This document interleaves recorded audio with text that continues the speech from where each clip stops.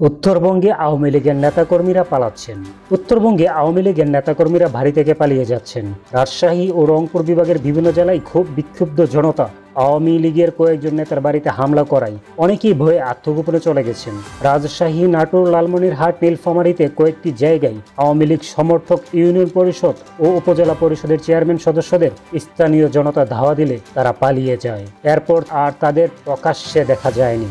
ঢাকা থেকে আমাদের বিশেষ সংবাদদাতা জানাচ্ছেন, আওয়ামী লীগ নেতাদের দমন নিপীড়নের কারণে জনসাধারণ এমনিতে তাদের উপর ক্ষুব্ধ ছিলেন, কিন্তু হামলা মামলার বয়ে এতদিন চুপ করেছিলেন। সম্প্রতি কোটা সংস্কার আন্দোলন শুরু হলে ঢাকা শহরে আওয়ামী লীগের নেতারা হামলার শিকার হতে শুরু করেন। রাজধানীর কয়েক জায়গায় আওয়ামী লীগের বড় বড় নেতাদের বাড়িতে হামলা করা হয়েছে। বিশেষ করে গাজীপুরের সাবেক মেয়র জাহাঙ্গীর আলমের উপর উত্তরায় বিক্ষোভ চলাকালে হামলা করা হয়। বিক্ষুব্ধ জনতা তার গাড়ি বহরে ভাঙচুর চালায়। ওই সময় জাহাঙ্গীরের গানম্যান ও পিএস ঘটনাস্থলেই হামলায় নিহত হন।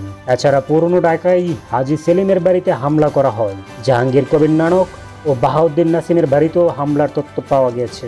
সংবাদদাতারা জানাচ্ছেন, এসব সংবাদ দেশে ছড়িয়ে পড়লে স্থানীয় পর্যায়ে আওয়ামী লীগ নেতাদের উপর হামলা বাড়তে থাকে। রংপুর এলাকায় হামলা বেশি হয়েছে। রংপুরে বিক্ষোভ চলাকালে বক্তা আদনান তোহাকে পুলিশ আটক করে। জনতা উত্তেজিত হয়ে পড়েন। আদনান তোহা শিক্ষার্থীদের সঙ্গে বিক্ষোভে যোগ দিয়েছিলেন বলে জানা যায়। পরে উত্তেজিত জনতা থানায় হামলা করে। উত্তরবঙ্গ থেকে আমাদের সংবাদদাতারা জানাচ্ছেন, সার্বিক পরিস্থিতির কারণে আওয়ামী লীগের নেতারা আপাতত গা ঢাকা দিয়ে পরিস্থিতি পর্যবেক্ষণ করছেন।